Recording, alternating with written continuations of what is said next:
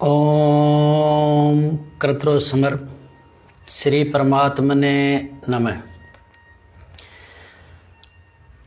महर्षि दयानंद सरस्वती सत्यार्थ प्रकाश में लिखते हैं कि ये जो सूर्य है, जो सारे हमारे ब्रह्मांड को प्रकाशित कर रहा है, जिस ब्रह्मांड में हम रह रहे हैं, और सारे ब्रह्मांड का नियंता अर्थात नियंत्रण में करने वाला है अपनी गुरुत्वाकर्षण शक्ति से। उसी प्रकार से हमारे शरीर के अंदर आत्मा है, हृदय स्थित आत्मा, वो इस सारे शरीर को नियंत्रित करके चला रही है। तो सूर्य की उपासना करते हुए हमें प्रेरणा लेनी चाहिए कि जैसे इस ब्रह्मांड में सूर्य इस हमारे ब्रह्मांड को नियंत्रित करके चला रहा है, उसी प्रकार से आत्मा हमारे शरीर को चला रही है। हम इस आत्म तत्व को जानें।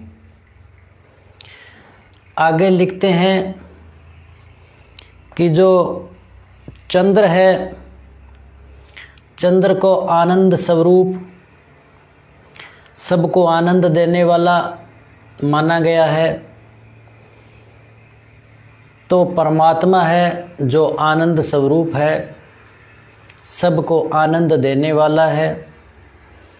तो इस चंद्रमा को जो शक्ति प्राप्त हुई है वो परमात्मा से प्राप्त हुई है।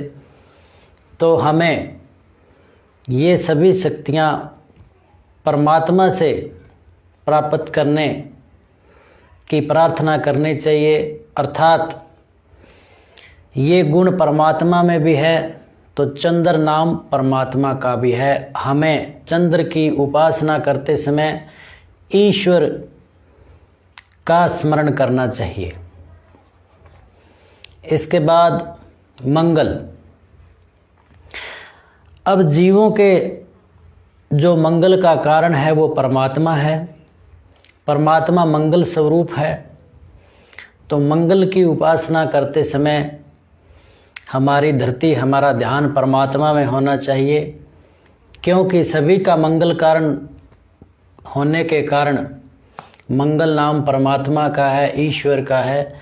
तो हमें ईश्वर की उपासना करनी चाहिए।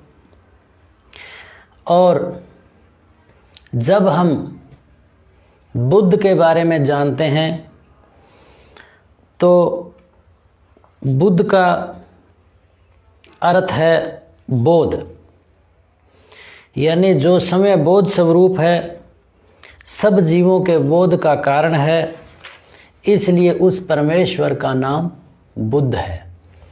तो हमें बुद्ध से प्रार्थना करते वक्त मूल परमात्मा का स्मरण करना चाहिए, क्योंकि बोध बुद्धि का जो मुख्य कारक है वो परमात्मा है। इसलिए इस गुण के कारण बुद्ध परमात्मा का नाम है।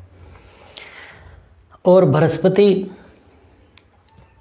इस नाम की उत्पत्ति व्याकरण की दृष्टि से समझें तो बृहत नाम होता है बड़ा। तो इस संसार में सबसे बड़ा परमात्मा ही है। तो उस कारण बृहस्पति भी परमात्मा का ही नाम है। और शुक्र, शुक्र का मतलब जो अत्यंत पवित्र है और जिसके संग से जीव पवित्र हो जाता है, तो इसलिए परमात्मा का नाम शुक्र है। और हमें शुक्र देव यानी परमात्मा की प्रार्थना करनी चाहिए, उपासना करनी चाहिए, परमात्मा से ही करनी चाहिए, क्योंकि सबसे पवित्र और पवित्र करने वाला परमात्मा ही है। और शनि, अब इस धातु में शनेश अव्यय उपपद होने से शनेश्वर शब्द सिद्ध हुआ। इसका सरलार्थ है कि जो सब में सहज रूप से प्राप्त हो, धैर्यवान हो, सहजता से प्राप्त हो, तो उसका नाम शनैश्चर है। तो परमात्मा सभी जगह सहजता से प्राप्त होता है, तो इसलिए शनि नाम परमात्मा का है। और इसके अलावा अगर हम न्यायकारी या दंडाधिकारी के रूप में भी शनि को मानते हैं, तो ईश्वर ही न्यायकारी है, ईश्वर ही दंडदाता है। तो शनैश्चर नाम भी परमात्मा का सिद्ध हुआ। और फिर रुद्र, अब रुद्र का अर्थ है राहु, जो एकांत स्वरूप, जिसके स्वरूप में दूसरा पदार्थ संयुक्त नहीं, जो दुष्टों को छोड़ने और अन्य को छुड़ाने हारा है। यानी जो दुष्टों को छोड़ने और अन्य को भी दुष्टों से छुड़ाने हारा है, वो परमेश्वर का नाम है राहु है। तो इस प्रकार से राहु नाम भी परमात्मा का है। और ईश्वर जब हमें दुष्टों से छुटाता है और हमारी रक्षा करता है और दुष्टों को रुलाता है, तो वहाँ पर ईश्वर है जो राहु है। तो राहु का ध्यान स्मरण करते हुए भी हमें मूलतः परमात्मा के अंदर हमारी धरती ध्यान होना चाहिए। और फिर अंतिम में इन ग्रहों के नाम के आधार पर हम केतु शब्द का अध्ययन करते हैं।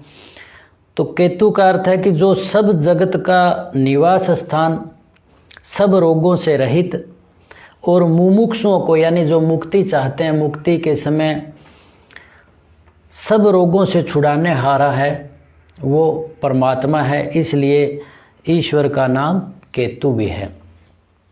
अब वैसे हम लोकाचार के अंदर रोगों के कारक केतु को मान लेते हैं, तो पूर्व जन्मों के कारण जो कुछ रोग होते हैं, तो उसमें परमात्मा ही कारक है और छुड़ाता भी परमात्मा ही है, इसलिए केतु नाम भी परमात्मा का है।